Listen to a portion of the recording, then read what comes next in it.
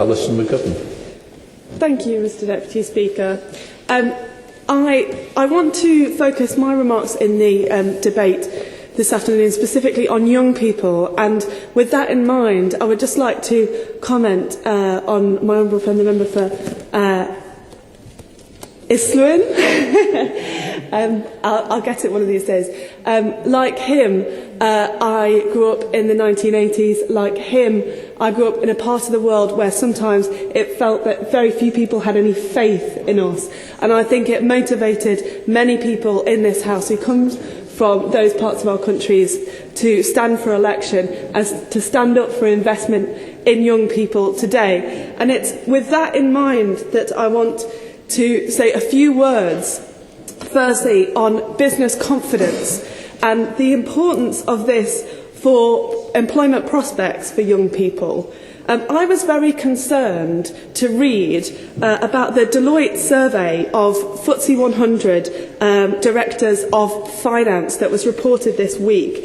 That explained that those finance directors saw an increased probability of a double-dip recession, up 5 percentage points from 33% to 38% likelihood in the past 3 months, and they attributed this to the government's policy.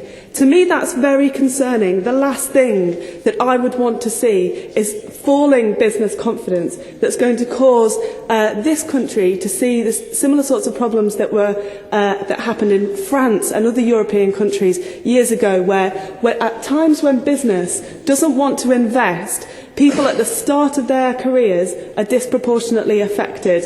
Young people suffer much more in times of downturn in terms of career progression, and I really would call on the government to guard against that. In addition to the importance of business confidence and the government demonstrating counter-cyclical measures, I also have a few comments to make at a very practical level. I was very concerned throughout the election, and since being elected to this House, I've been very concerned about what's happening in my local Job Centre Plus. The people who work in that Job Centre Plus in Bromborough, about a mile away from where I was born and grew up, in Bromborough, in my constituency, the people who work there work incredibly hard, and throughout the recession responded very well to try and help people who suffered, who were made redundant, who suffered unemployment during the recession. They have, over recent months, seen a real threat of losing some of their workforce. They've built up capacity in Bromborough Job Centre. They've built up their skills to try and encourage people back to work, to find the best avenues for them. And now they're working under a shadow of the threat of losing their workforce and their skills at a time when they need it most. So I would call on the government to please look very carefully at this and not cut away at frontline Job Centre Plus staff at the very time when we need them most. In addition, colleagues members of this House have already mentioned the Future Jobs Fund, and I think whilst my honourable friend, the Shadow Secretary of State, already mentioned David Cameron's comments, the Prime Minister's comments, I think it's appropriate to mention again that when he visited Liverpool, he said that the Future Jobs Fund was a good scheme. We've got to help people who are unemployed for a long time, and social enterprises like this help. It demonstrates where giving more power and control to projects like these work. I was struck by comments made to me by my friend John, who's a trustee of an older people's charity in Wirral, when he described to me the 2 young men who'd come to work for them doing practical tasks in the building where the older people's charity is housed. He described the confidence boost they'd got and the very important skills that they were learning. It wasn't necessarily going to be a job for life, but it was going to keep their CV consistent. And I think that example, as well as the evidence from the Prime Minister just shows that perhaps the government could have thought more carefully about the Future Jobs Fund. Added to that, the loss of the Young Persons Guarantee has caused me to have very real concern about the prospects for young people in my constituency and in the part of the world where I grew up. Now, I hope the House will permit me a small amount of partisanship here, because I do think... I will, of course. Stuart Jackson. I thank the Honourable Lady. I think the House will be slightly more accommodating of her partisanship, which is coming, if she, no doubt, if she were willing to admit that the number of NEETs under her government was the highest ever. Yeah. And if she was also prepared to admit that the Further Education Capital Programme was a calamitous disaster too under her government, and that a corollary of that negative news is that this government is putting 50,000 more places into apprenticeships and expanding higher education. In the spirit of fairness, surely she can concede that her government made mistakes and this government have got some new and fresh ideas. I will certainly concede that any plans to increase the number of apprenticeships is absolutely welcome, and it's vital. It's vital for my constituency, and I'm sure for the Honourable Gentleman's constituency. And when I meet the people who work on the Wirral Apprenticeship Scheme from Wirral Borough Council, and they tell me about the very proactive way that they've helped young people, not in employment, educational training, in my area, I can only applaud their work and hope that we, in a cross-party way, can support them and continue with it. In that regard, where there are increases in young people facing the threat of unemployment or actually not in employment, educational training, I do think we all need to redouble our efforts and find what can be done, because I think we're all aware of the very scarring impact that can have, not just on that young person, but actually their family and their community.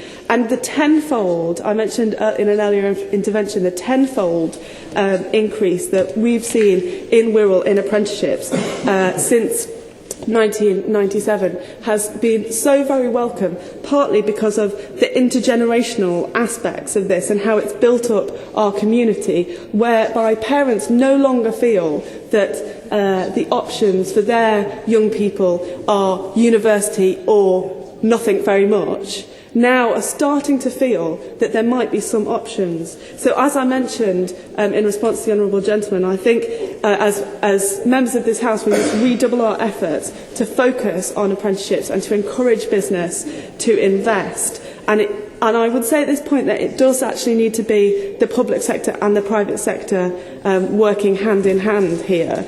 You can't expect the private sector to take a chance on young people where the public sector locally isn't working alongside them to do that, and I think it's important that we recognise it.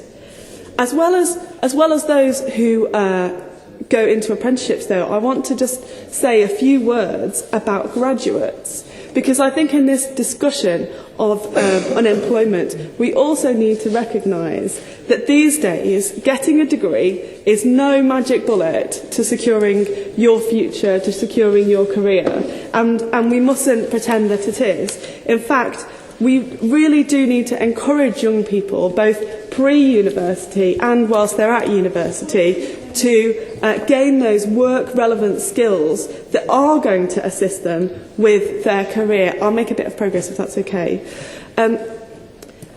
However, I want to recognise that the downturn that we've faced is worse for graduates from lower income backgrounds, and there are a few reasons for that. Graduates from lower income backgrounds are much less likely to go on to further study. I remember when I was studying philosophy at University College London, I remember my tutor saying to me that it was a time when the economy was growing, and he was saying that downturns were always good for philosophy departments because they kept hold of people who would otherwise have gone straight into the city because their parents could just pay for them to do a master's or something for a few years. And I think we need to recognise that that people who are from lower income backgrounds and graduates are less able to progress their career, they're less likely to have the informal networks that help them as a graduate to take those first steps into their career. And unless we are able to build up business confidence again in this country, even graduates will continue to face difficulties. So I return to my original point that that key to unlocking this problem of unemployment, especially as it affects young people, is improving business confidence and making sure that the private sector as well as the public sector continues to invest in jobs. In liaising with the CBI in the North West on apprenticeships, I heard about companies in Wirral that were very keen to employ local young people, and I talked at length with them about how we could support them in their endeavours to want to build the new infrastructure in Wirral using and training up young people in my area. The fact was these were companies that were working on absolutely vital infrastructure projects like building schools for the future. And actually the problem that I see with the picture that the government have painted of cutting the deficit more quickly than we on this side of the House would have liked to see is that withdrawal of government input into the economy in the end will be counterproductive, because those companies in my area that were working on important infrastructure projects will no longer feel that they've got the backing of government to go forward and hire young people and build up their skills. And I fear that in the end, I'm going to keep making progress. I don't want to prevent others from speaking in the debate. To conclude, really, I do fear that this government withdrawal, especially in areas such as those mentioned already, where we have had a historically fragile, though recovering employment picture, I fear that the withdrawal of government will see more people on the dole, and it will be ever more difficult for us to reduce the deficit over time. And the Honourable Lady is not giving way.